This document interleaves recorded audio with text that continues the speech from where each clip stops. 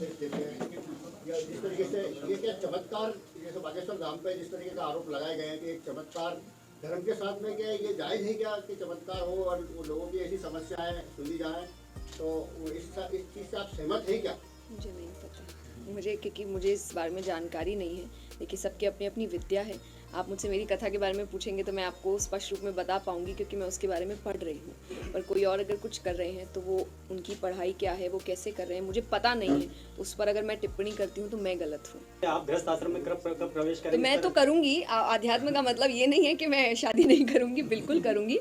पर जैसा मैंने एग्जैक्टली मैं यही बात कह रही हूँ कि आज देखिए, क्योंकि हम चीज़ें आपको अच्छे के लिए मिलती है, आप उसका बुरा इस्तेमाल करते हैं। सोशल मीडिया आपको अच्छे के लिए मिला है, आज आप सामने हैं, मैं यहाँ बैठी हूँ, आप मेरी बात हर घर तक पहुँचा सकते हैं, ये एक अच्छा है। लेकिन अगर वो बात मोड़ के घुमा के करेंगे तो ये गलत है। तो वैसे ही आप समझिए कि जब मैंने सोशल मीडिया बनाया था तो इसका अर्थ यही है कि मेरी बात मेरे चैनल्स के थ्रू आप तक पहुँचेगी। पर लोग अलग अलग चैनल, फेक चैनल बनाकर कह रहे हैं कि ऐसे हो रहा है, वैसे हो रहा है। तो अगर मेरी शादी होगी तो मेरे चैनल से बता दी जाएगी आप। देश को हिंदू राष्ट्र बनाने की जो कवायद चल रही है, ऐसा ही मांग कर रहे हैं वो लोग, और उसका भी एक बीड़ा जो एक युवा संगठन ने उठा रखा है। मैं आपसे जानना चाह रहा हूँ, इस मामले से आपका सरोकार है तो क्या है, क्या बोलना चाहिए आपसे?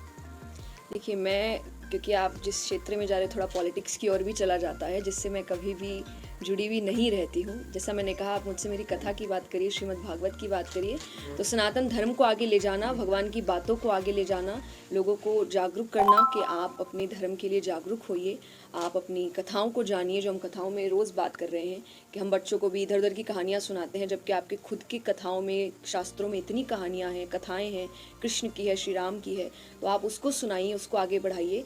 इस पर मेरा पूरा पूर्ण सहयोग है कि आप इस बात को, इस धर्म को आगे लेकर जाएं। भागवत कथा का जो उद्देश्य है, उसके अनुसार आप यहाँ के युवाओं के लिए क्या कहना चाहेंगे? कि आप इस कथा को सुनिए, और मैंने जितनी सिंपल वर्जन में आपको कथा में आपके सामने रख सकूं, मैं कोशिश कर रही हूं। और मैं इसीलिए सिंपल करती हूं क्योंकि जो आज के युवा है वो शायद समझ नहीं पाते हैं जो गहरी बातें हैं। तो मैं आपको आपके शब्दों में, आपकी भाषा में समझाने की कोशिश कर रही हूँ। खुद एक युवा होकर मैं हमेशा कहती हूँ, मैं संत नहीं हूँ, मैं साधु नहीं हूँ, मैं एक साधारण लड़की हूँ, जैसे आपके घर के बच्चे होते हैं, और सबकी अपनी अपनी रुचि होती है किसी क्षेत्र में। मेरी रुचि अध्यात्म में है, जिसको लेकर मैं आगे बढ़ रही हूँ, उसके पीछे काम कर रही हूँ।